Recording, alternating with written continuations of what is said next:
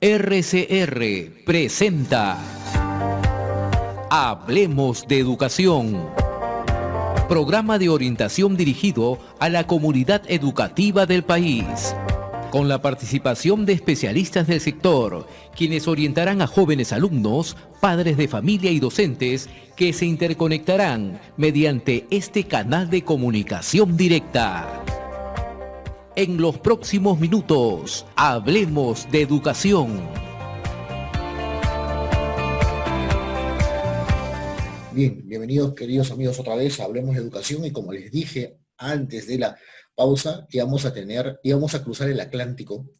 Hemos cruzado el Atlántico virtualmente y estamos con Georgina Trías, que ella es diputada actualmente del Grupo Parlamentario Vox, pero antes de ser diputada de Parlamentario Vox es madre de familia. Yo la quiero entrevistar como madre, como mujer, como una gran señora. Tengo el gusto de conocer también a su señor esposo, a Óscar.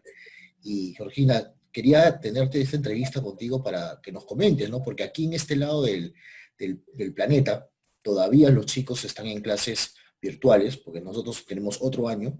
¿Cómo se está dando en España? Tú desde como madre, como mujer, como sabes qué está pasando. Y claro, después pues damos el enfoque también, si quieres, desde el punto de vista político, ¿no? Pero creo que las personas quieren escuchar más un mensaje de cómo tú lo analizas desde el punto de vista de madre y ciudadana que eres. Pues hola, Gustavo, gracias por la invitación. La verdad es que aquí se está viviendo el principio de curso con mucha incertidumbre por parte de las familias.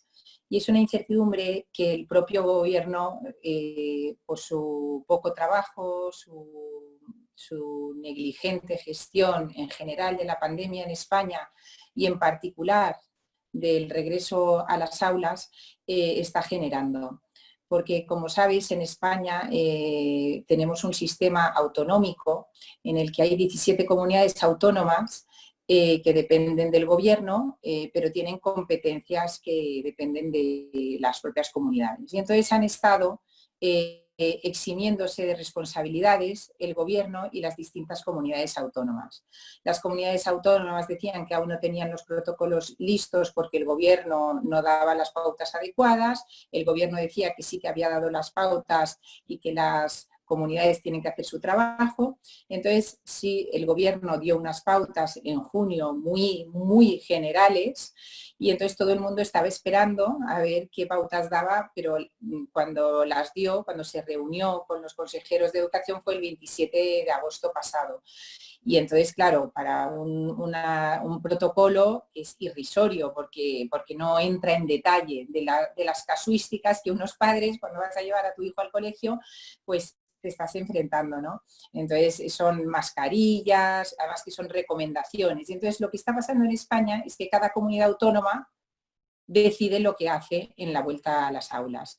Y esto es un problema, porque ves que no son las mismas medidas en un tema que es de seguridad nacional, es un tema de seguridad sanitaria, es un tema de salud pública. Y entonces hay mucho desconcierto, porque en unas comunidades autónomas bajan el número de alumnos por aula, en otras no. En unas comunidades autónomas sugieren hacer PCRs a los profesores, en otra pues el presidente considera que no son tan importantes. En una comunidad autónoma uno dice que a lo mejor también los niños de 3 a 6 años lleven mascarillas, otras no. Entonces van diciendo unas cosas y otras, y entonces pues hay un gran desconcierto y mucha incertidumbre, pero los niños han vuelto al colegio en estas condiciones, porque bueno, es la decisión que se ha tomado. Es verdad que todos los padres queremos una educación presencial, es muchísimo mejor que telemática, pero lógicamente no a cualquier precio, ¿no? Y entonces está muy movido esto, está muy movido y hay mucha incertidumbre porque la propia pandemia es incierta, no sabes lo que va a pasar. Y entonces la situación es difícil y el gobierno la agrava con su gestión deficiente. Y entonces estamos así, incertidumbre e inseguridad. Interesante lo que estás diciendo, porque esto, y yo como analizo un poco Europa, España, y en general toda Europa, nos lleva, aparte de la cantidad de horas, ¿no? Que territorialmente hablando, también nos lleva un poco el enfoque hacia dónde nos están llevando nuestros gobernantes, ¿no? Es curioso porque tú has tocado el tema bueno, el gobierno, es cierto, aquí también se dio, acá cerraron todas las escuelas por una razón muy estratégica. No teníamos la capacidad, o sea, sanitariamente, si es que estamos, mira, el Perú está bien complicado, como debes saber tú en las noticias, ya superamos España hace mucho tiempo en nivel de contagios, los hospitales totalmente colapsados, la sanidad pública no es la de España, es totalmente de un tercer mundo, la educación pública, ni qué decirlo, hay una crisis económica, pero es sorprendente que a pesar que ustedes están en la OCDE y todo ello, ¿no? Eso es un poco el mito, ¿no? Que no tienen el sentido claro de poner en riesgo al niño, ¿no? Porque acá el que se pone en riesgo es el niño, no sabemos si este niño es asintomático o sintomático, ¿sí? El tema es que el virus lo puede llevar a casa y las consecuencias que vienen con ello. Ustedes entraron en un confinamiento muy fuerte también, y lo cual aquí también se dio. Esta incertidumbre, fíjate que ya comienza a tener el Perú también. Y por eso yo quería entrevistarlos porque ustedes nos llevan adelantado y para que las personas que nos escuchan, los padres de familia que nos escuchen y las autoridades puedan pensar, si suena feo, ¿no? Si otros ya están cometiendo errores, no cometerlos nosotros, aprender los errores del otro, ¿no? Y creo yo que la presencialidad es importante, pero también pasa algo, Yolanda. ¿Tú qué piensas sobre algunos papás? Es mi percepción, ¿no? Están esperando rápidamente que se vuelva la presencialidad, porque al parecer no aguantan a sus hijos, ¿no? No sé, la verdad que me da O pena sea, decir, yo ¿no? creo, ya, hombre, eso pasa, lo que pasa es que creo que el problema es más complejo, porque aunque eso puede darse, es verdad que muchos padres tienen que trabajar y el tema que se mezcla con el tema de la educación es el tema de la conciliación, que aquí tampoco se ha resuelto, porque ahora, por ejemplo, hoy lo leí, hay ya es verdad, de los 28.000 y pico centros que hay 53 en donde ya hay casos. Pero bueno, ahí ya son 53 casos que los niños se van a tener que quedar en casa, con los contactos estrechos, las familias, y eso está en el aire. O sea, cada familia se va a organizar como va a poder. Pero para muchas familias eso es un problema y el gobierno tampoco lo ha contemplado. Y nosotros se lo hemos dicho en comisión. O sea, todo esto, han tenido todo el verano para pensarlo. O sea, yo creo que es bueno intentar volver a la educación presencial, volver a trabajar, reactivar la economía, porque es necesario. Pero se puede afinar muchísimo más en los protocolos de vuelta. Y en nuestro caso no hubiera sido tan difícil, dado que las comunidades autónomas lo han ido haciendo, han ido afinando más o menos, que impide al Gobierno de España hacer un protocolo detallado de regreso a las aulas, de PCRs, de ratios, de profesores. Bueno, claro, porque en realidad es que todo esto requiere inversión, muchas veces, muchas veces, no siempre, pero muchas veces, o inversión de recursos y de creatividad y de voluntad de verdad hacer las cosas bien. Yo lo que veo es que aquí hay muy poco trabajo. Este gobierno en España no trabaja y entonces, bueno, deja que trabajen las comunidades autónomas con el caos que supone eso. Y entonces, hombre, si puede servir de mensaje es reactivar, volver a la actividad en unas condiciones de seguridad adecuadas, es lo que nosotros estamos reclamando, ¿no? Que haya un protocolo que dé seguridad y tranquilidad a los padres. Eso es lo que estamos pidiendo aquí. No, totalmente, te entiendo perfectamente el mensaje. Es curioso, ¿no? Aquí llegaban noticias, ¿no? Del presidente de ustedes. Allá en España, curiosamente, a diferencia de Perú, ¿no? O en Sudamérica, literalmente cuando tienen vacaciones, es vacaciones, ¿no?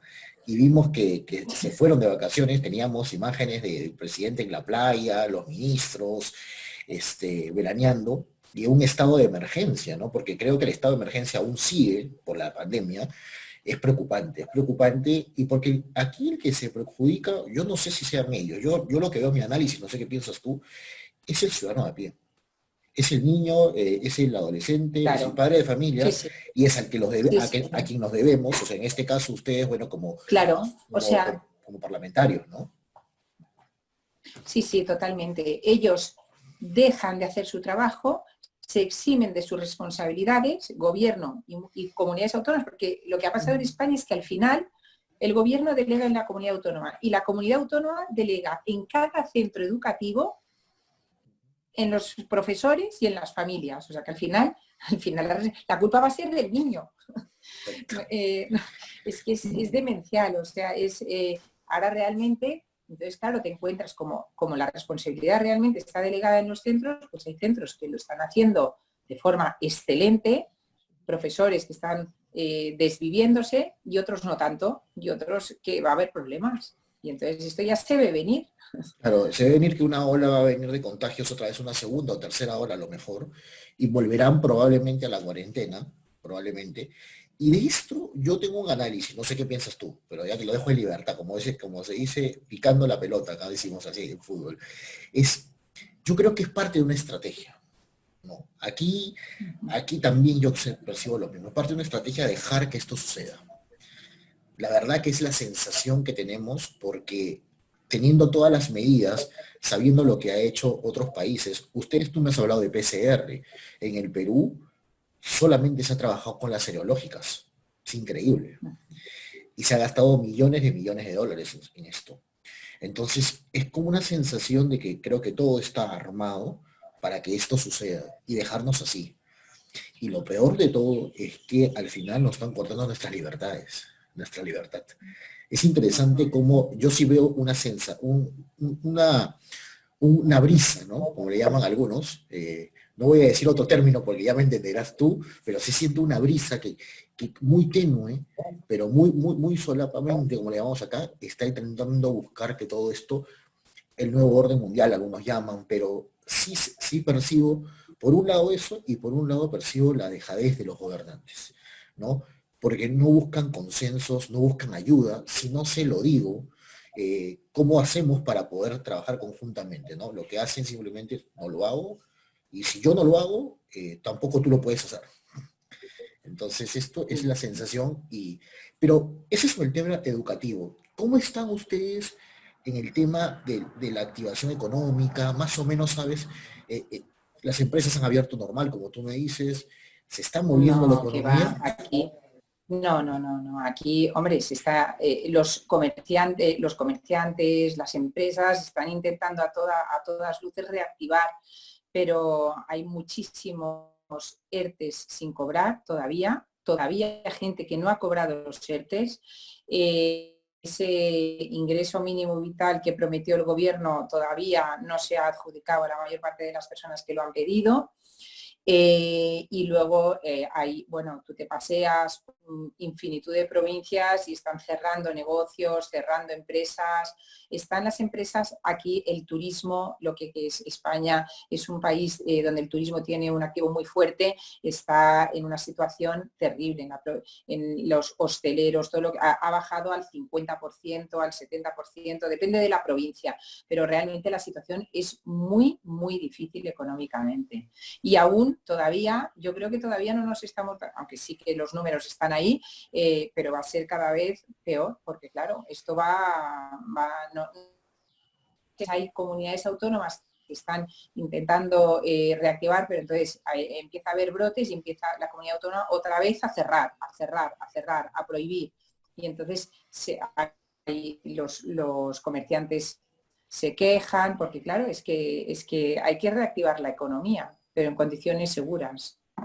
Sí, la situación económica es difícil, muy difícil. Entonces, estamos muy parecidos. Otra vez, comienzo a ver el análisis de cada país y que estamos muy parecidos. Es un tema común denominador, ¿no?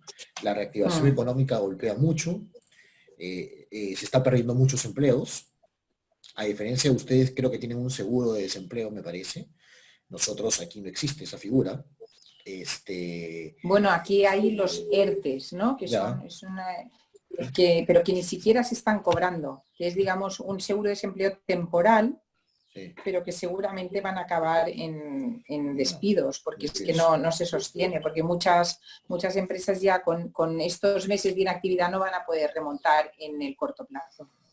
Claro. Eso es, mira, entonces el tema económico es el tema educativo, sigue habiendo crisis Y solamente para no quitarte más tiempo, porque sé que estás en una semana complicada y están ya en plenos, ustedes están en toda esta actividad, sé que el tema político está complicado también allá, ¿no? La situación de la decía del gobierno que actualmente tienen. Solamente una pregunta, ¿siguen todavía insistiendo, a pesar de la pandemia, el tema de la ideologización en el sector de educación a ustedes? O sea, Sí, sí. como que lo han dejado en segundo plano o es el caballito, No, no, van al juntos? contrario.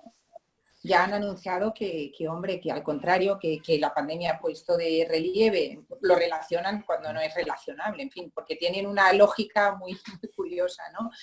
Porque es verdad que la pandemia ha puesto de relieve las deficiencias del sistema educativo y entonces dicen, por eso necesitamos una nueva ley, pero es una nueva ley que no aporta nada, más que ideología, es una ley antigua bañada de ideología de género. Eso es lo que es la nueva ley de educación en España, un horror. Y luego hoy se ha aprobado la tramitación de la ley de eutanasia en España. Hoy nosotros hemos presentado enmienda a la totalidad y por supuesto no ha prosperado. Entonces hoy es un día triste aquí, porque por otro lado es el día de prevención del suicidio y con la paradoja de que se está aprobando la ley de la eutanasia, que viene a ser un suicidio asistido, o sea, terrible. Es que la izquierda trabaja bajo esas ideologías, ¿verdad? Sí, Son fechas todo a la vez, significativas, todo a la ¿no? vez. Y son fechas Sí, sí, significativas, ¿no? Toman fechas sí, puntuales para golpear. En ese sentido es son muy terrible. estratégicos, estratégicos, si quieres llamarlo, pero estratégico para el mal, ¿no? Así lo yo llamo. O sí. sea, son bastantes audaces. Y además ellos en su agenda pues han empezado por la ley de eutanasia, luego han seguido por la ley de educación y luego por otro lado la familia es la gran olvidada de la política de este gobierno, despreciada, olvidada.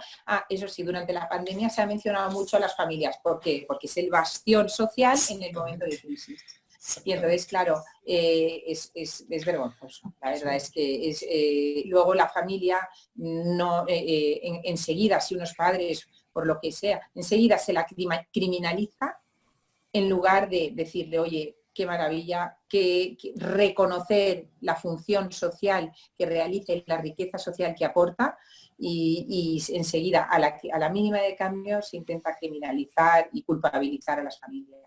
Es, Es terrible. es igual, lo mismo, es el mismo discurso, en la misma línea. Yo te agradezco al contrario el tiempo que has tenido, que te has hecho un alto en estos 15, 20 minutos para darle un tiempo al Perú, porque las peruanas te escucharán y te verán, pero es importante, ¿no? Porque a veces uno lo menciona y dicen, lo que pasa es que tú tienes un análisis. No, no. Llamemos a personas de otros países para que se den cuenta que es un mismo discurso, una misma línea, una misma estrategia, donde en el fondo le dicen que les importa la familia, pero no les importa la familia. O sea, ellos tienen una agenda particular.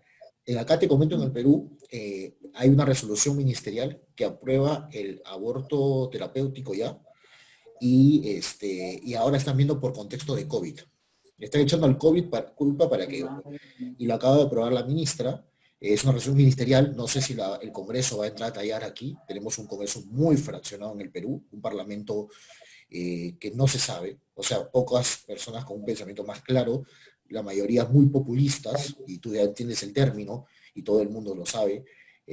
Complicado, la lucha es muy dura, pero yo te agradezco, Georgina, que hayas venido para que virtualmente y nos hayas dado un panorama de qué está pasando en España. La verdad que te agradecemos. No sé si quieras decir algo más.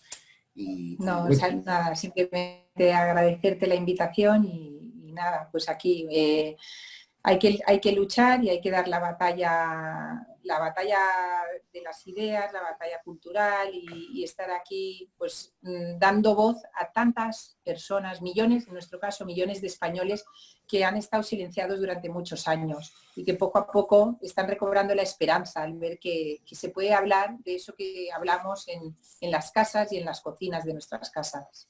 listo, muchísimas gracias, Georgina. Saludos también a la familia. Sé que se están cuidando y le está muy bien. Gracias por tu labor que estás haciendo en el Parlamento español. Yo siento que eres una madre y una mujer emprendedora y no necesitaste de cuotas para llegar donde estás ahora. Eso es lo importante. Eso es lo que quiero mencionar, claro, porque así me lo ha dicho Muy incluso tu señor esposo, que tengo el gusto muy de bien. conocerlo. Así que muchas gracias, Muy bien. te dejo para Muchas que puedas gracias. seguir haciendo tus actividades y queridos amigos, nosotros regresamos en una próxima edición de Hablemos de Educación. Hemos presentado Hablemos de Educación con el licenciado Gustavo Nakamura. Hablemos de Educación.